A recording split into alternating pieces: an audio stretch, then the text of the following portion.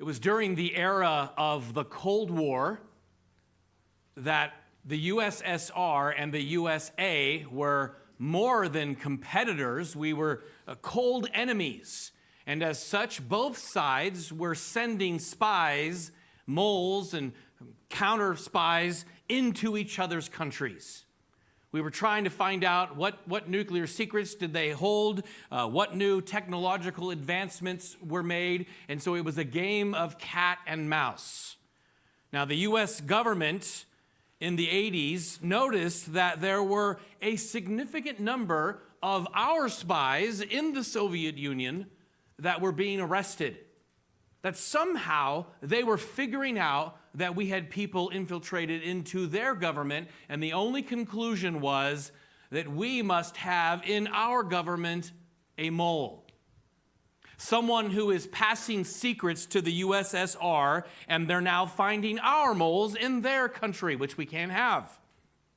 So they needed an FBI agent who was born here in the U.S., someone who was loyal to the country, a family man who wouldn't betray us, and someone who was good enough to lead an investigation to root out this mole in our country. And they chose a man, FBI agent Robert Hansen. This was the man who was tasked with rooting out the mole in our country. Sadly, it wasn't going to work because Robert Hansen himself was the mole. That he was given the authority to investigate the very mole that he himself was, and therefore, during the investigation, he steered it away from himself. But he became rather bold and brazen and careless, and eventually he was caught. And so this is his mugshot. The State Department called it, and I quote, possibly the worst intelligence disaster in the history of the U.S. Now imagine being this guy. You were born here, you were raised here, you have friends, you have family, and to just blatantly lie to everyone in front of you. To be that deceitful every single morning, to get up, to go into work, and to live in a state of such perpetual deceit and perpetual fraud. How does someone do that? Well, I guess he found out, and he spent the rest of his life in prison. Today we're going to be talking about fraud, favoritism, and faith. And we're going to examine this idea of fraud and living in deceit, and what does it mean, and what does God have for us, and how should we deal with this concept of living in a state of fraud. And so if you have your Bibles, stay with me in Genesis 26 and into 27. Now, at this stage in Genesis, we've been considering the troubled relationship between Isaac and Esau, and we've also observed that both the father and the mother showed favoritism toward different children, and that there was an undercurrent of deceit that already existed in this family. Most of the family members were quick to use fraud for personal gain. And this sort of practice will continue. It will continue all the way to the book of the end of the book of Genesis. Now, I know this was a long chapter, so I'm going to do my best to walk us through with a mix of summary and commentary, highlighting the notable parts of the story. So our tale actually begins in chapter 26, verse 34. And I want to remind everyone that it was human beings, it was people that added in the verses and the chapters thousands of years later, and they often got it wrong. And this is one of those cases where they got it wrong. The story break is in verse 34. So the disconnect should be between Genesis 26, 33 and the new section into verse 34, which speaks of Esau's troubling wives. He was 40 when he was married, and he married two Hittite women, women by the name of Judith and Basemath. And Basemath was the daughter of Elon. And I thought, there's got to be some joke here. You have Basemath, you have Elon. But I couldn't figure anything out, so we'll just move past that. They were Hittite women, which means they were of a different culture, but more importantly, they were of a different faith. And the result was that these two women made life miserable for Esau's mother, Rebekah. And we don't know how they did it, but just that they did. And so, excuse me, this is the introduction to the story. Esau married these two women, and it made life miserable for Rebekah. And this gives us something of a motive as we move into the next chapter. It sets up the story that begins with Isaac's desire for a last meal. Now, we've already been told in chapter 26 that Isaac favored Esau because Esau hunted and cooked wild game. Now, who doesn't want a son like that goes out hunting and then brings awesome wild game to his father? This is great. But he was showing clear favoritism, which is not great.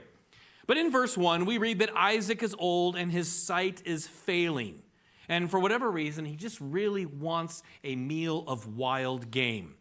And he admits that I'm not going to be around much longer. And so, Esau, if you could go and kill something, prepare it, and serve it to me, that would be swell. And in return, I'm going to give you the blessing. Now, we must stop and consider what this means, because the entire story revolves of all these family members fighting over and using fraud to get this blessing. What the heck does that mean? Because as a 21st century American, we don't understand. We don't go around blessing people. And if we do, it's not usually limited to one, and it doesn't seem to have any power. But in this case, the blessing was a special cultural and spiritual endowment. Esau had already lost the birthright of the firstborn, which mostly affected him financially. But Esau was the assumed bearer of the promise of God to make Abraham into a great nation. It was assumed that it would be Abraham, it would be Isaac, and then it would be Esau. And the blessing was part of that. Furthermore, deathbed blessings were seen as particularly important, but in this case, it was a prophetic pronouncement of the covenant torch passing from Abraham to Isaac to Esau. And so in Jacob's mind, Esau was the continuation of the promise of Abraham. And so, yeah, my son, I'm going to bless you and make this prophetic pronouncement upon you. Hook me up with some food first, though, and I'll go ahead and give it. Now, remember, the Lord had already prophesied to Rebekah that there were two nations in her womb. This was 40 years earlier, and that the younger would serve the older. So in Rebekah's mind, Jacob was the one who should get the blessing, but apparently Esau wasn't told. And so what do we find? We find that Jacob should get it, or the reason that Rebekah was fighting for this was, one, the Lord prophesied it. 2, she had favoritism toward Jacob. And 3, Esau's wives made her bitter. And so this was the motive behind Rebekah inserting herself into the story and then helping manipulate things to get her favorite son, Jacob, the blessing. So she came up in verses 5 to 13 with a deceitful plan. You see, Rebekah overheard this interchange between Isaac and Esau. She's listening somehow to them talk. Now, Esau leaves, and I want you to notice in verse 8, the firm language, the blatant language. She says to Jacob, "Now therefore, my son, obey my voice as I command you." She uses the word obey and command. She's taking control of this situation. She can't allow these bitter Hittite women that are causing her so much grief to be the matriarchs of this family. Her plan was simple.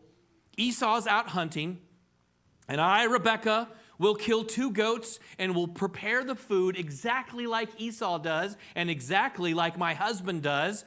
And then my son Jacob will serve it to him, pretending to be his brother Esau, and then he will get the blessing.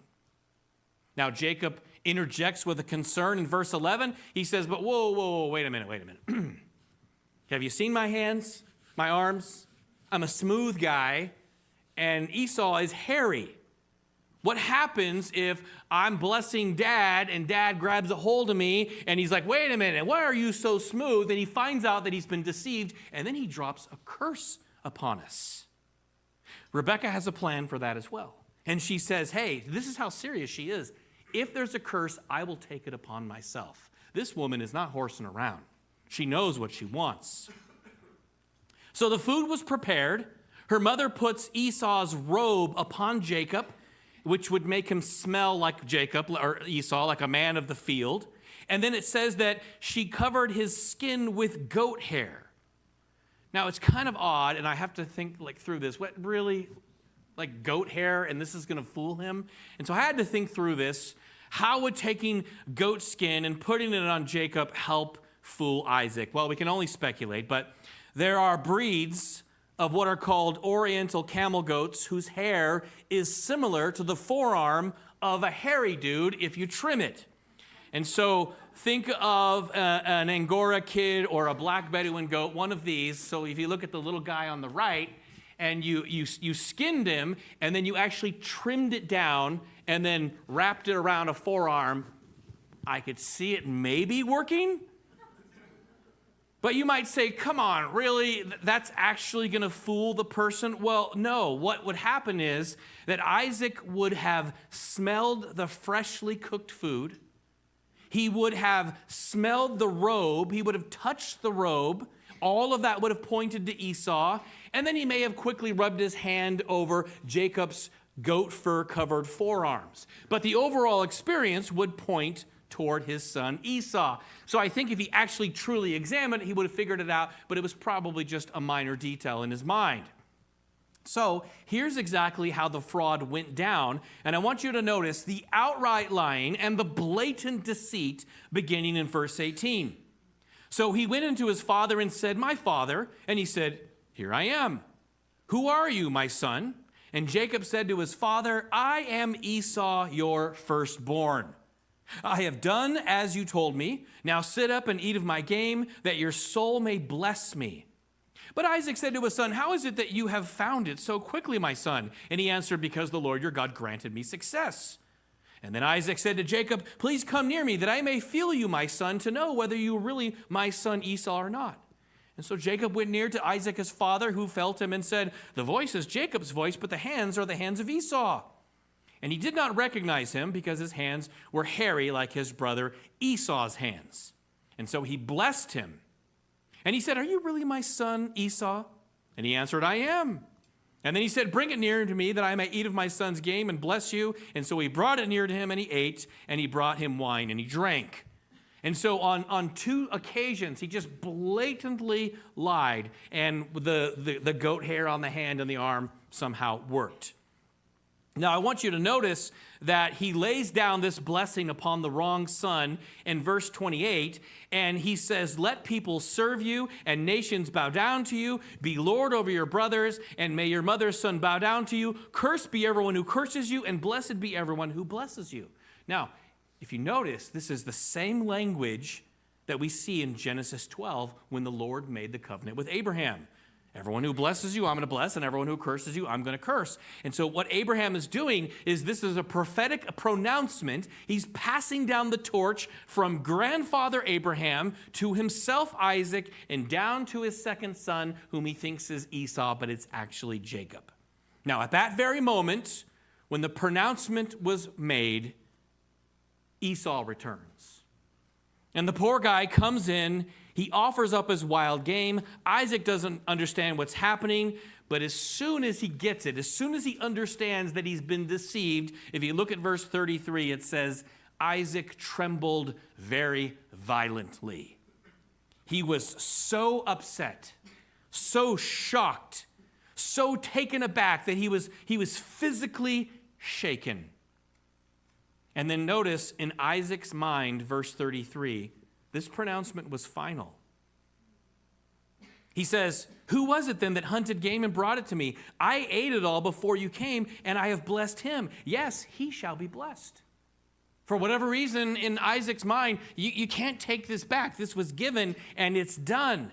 And so poor Esau, he cries out with great bitterness, and he begs his father for a blessing, but none would come. And then he even laments his brother's very name, which means cheater. He says, no wonder he's named Jacob. Now, some have tried to tie the birthright and the blessing together, but if you notice his comment in verse 36, Esau views them as separate. He says that he has cheated me 2 times. He took away my birthright, and behold, now he has taken away my blessing. The birthright was the inheritance right, and the blessing was the prophetic promise, the pronouncement from Abraham down, and he has lost both of them. Now, the encounter ends with Isaac giving another prophetic pronouncement over his son, which was in fulfillment of the prophecy in Genesis 25, the one given to Rebekah, that Esau would dwell apart from the comforts of civilization. He would live by the sword, and he would serve his brother. But one day he would break free from the yoke. Now, the story ends in verse 41 when we read that Esau hated Jacob so much that he planned, as soon as his father died, to kill him. Now, Rebekah got word of this, and her plan was to send Jacob away. Remember, Jacob was a smooth-haired man of the tents, and Esau was this hairy, wild man out hunting. I think we know who's going to win the fight here, and so does Rebekah. So the plan is, let's send you all the way back to Haran. Now, you remember that Abraham's family came from Ur. They settled in Haran, and then Abraham traveled down. So the plan was, we're down over here. Why don't we send Jacob all the way back up to Haran? That's a long journey, and he's not going to find you up there.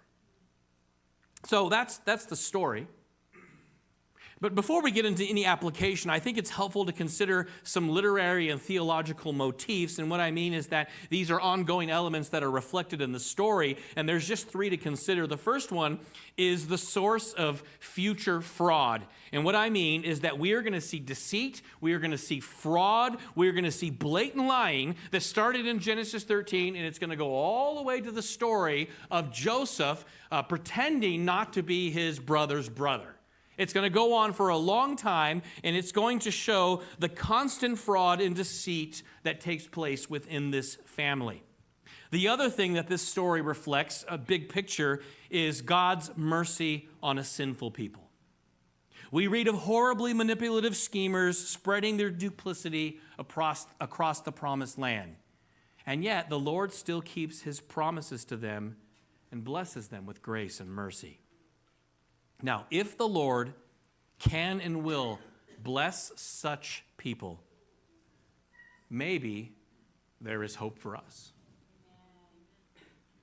The story finally teaches us something about the nature of God and his ability to prophesy, and that is if the Lord speaks of future events and then makes those events come true, we learn something about the nature of God, that he is omniscient and that he exists both inside and outside of time. Indeed, time is his creation, according to Genesis chapter 1.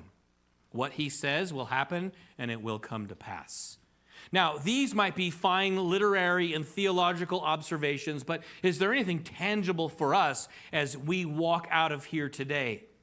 And I want to remind us that the Bible is not just a textbook of moral principles, that we can't simply read what is good and virtuous and then go and do it, because if we could, we wouldn't need a Savior.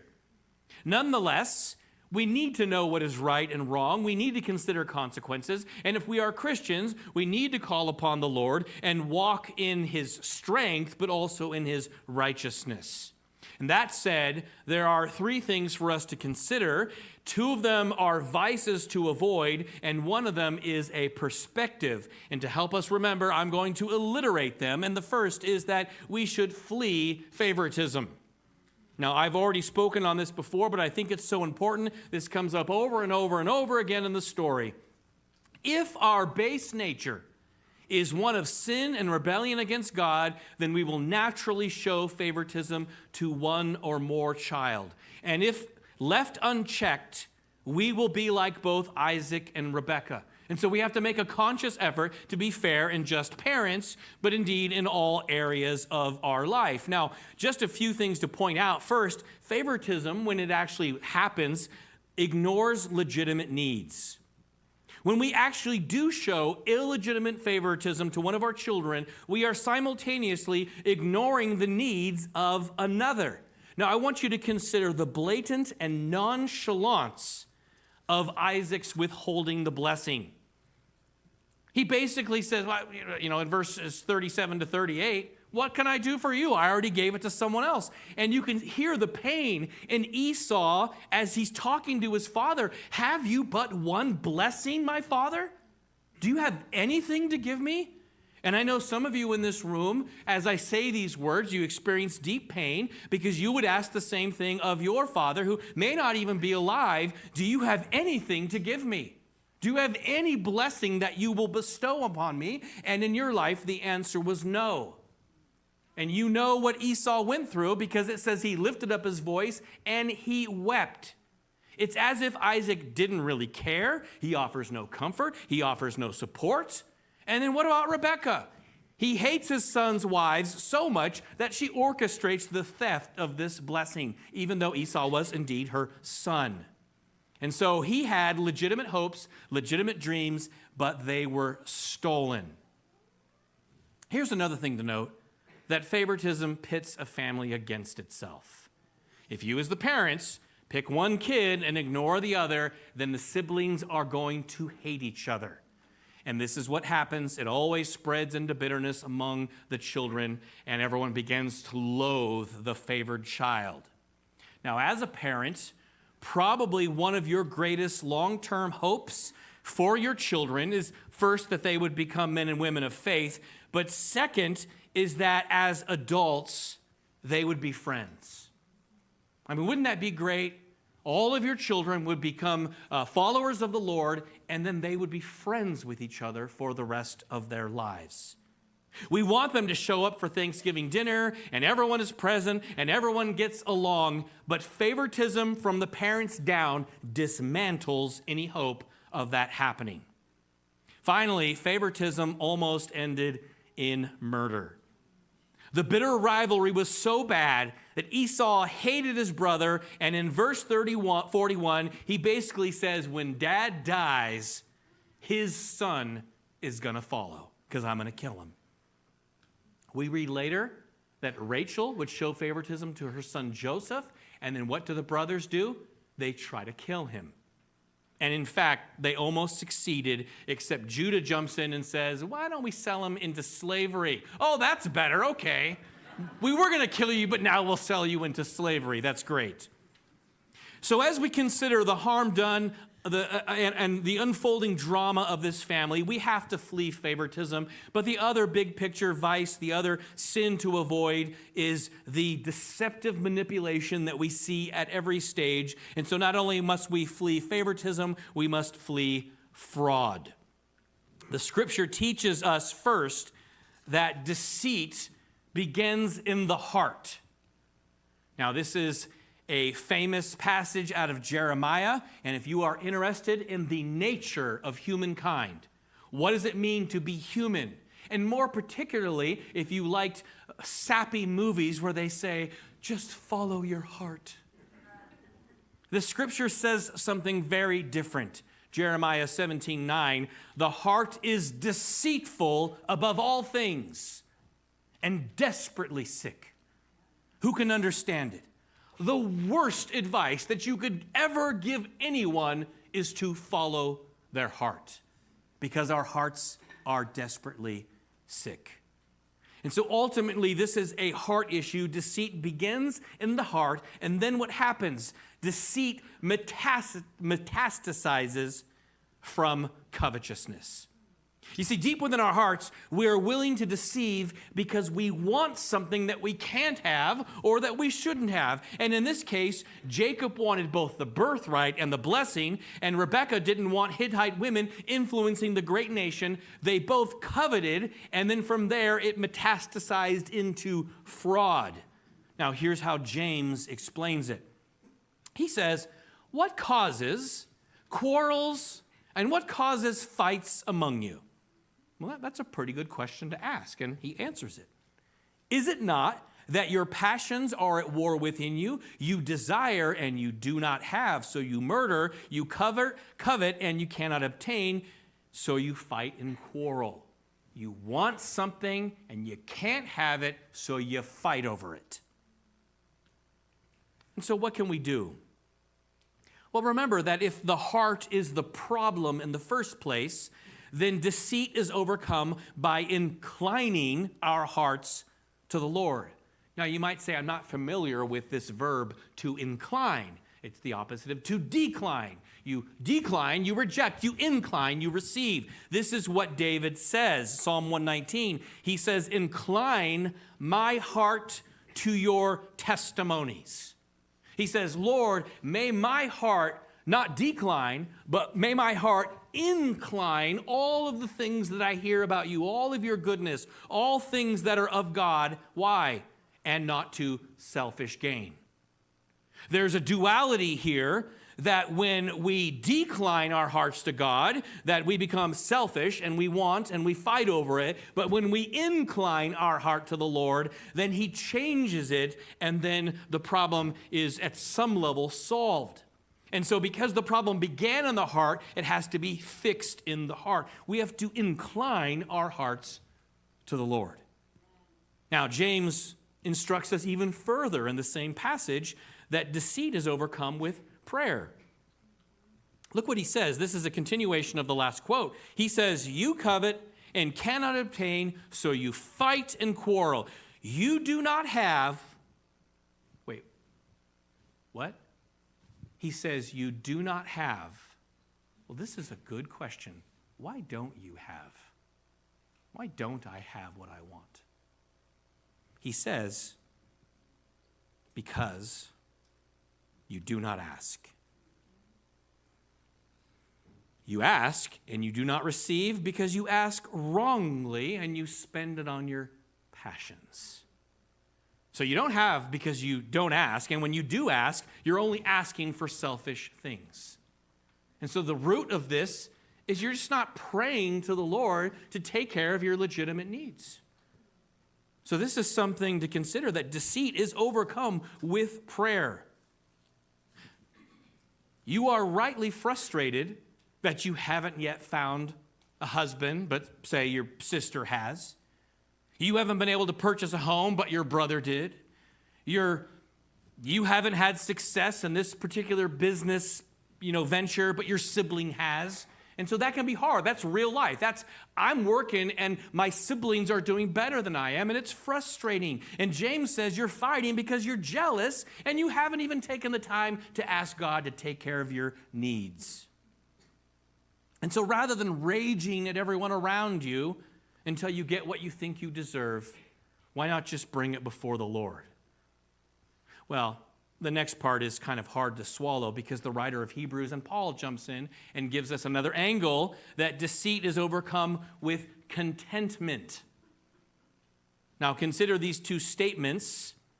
The writer of Hebrews says, keep your life free from the love of money and be content with what you have. I don't really like that verse. Am I allowed to say that? I don't know. Philippians 4, not that I am speaking of being in need, for I have learned in whatever situation I am to be content. And notice Paul says that this is something that he had to learn. It didn't come naturally to him. Now, we are certainly, free to make things better. We're free to pray and to build and to work towards goals and wait for the Lord to provide. But while we're waiting, there is great value in contentment, and learning to be content will calm the rage that makes us mad that we don't have what other people have, particularly our siblings. Now, finally, we need to know that the Lord hates deceit. He says, no one who practices deceit shall dwell in my house, and no one who utters lies shall continue before my eyes. Now, as we think of this story, we know that we need to flee favoritism. We know that we need to flee fraud. But there's something else more important here, and I'm going to stay with our alliteration, and that we need to find faith. And what do I mean by this?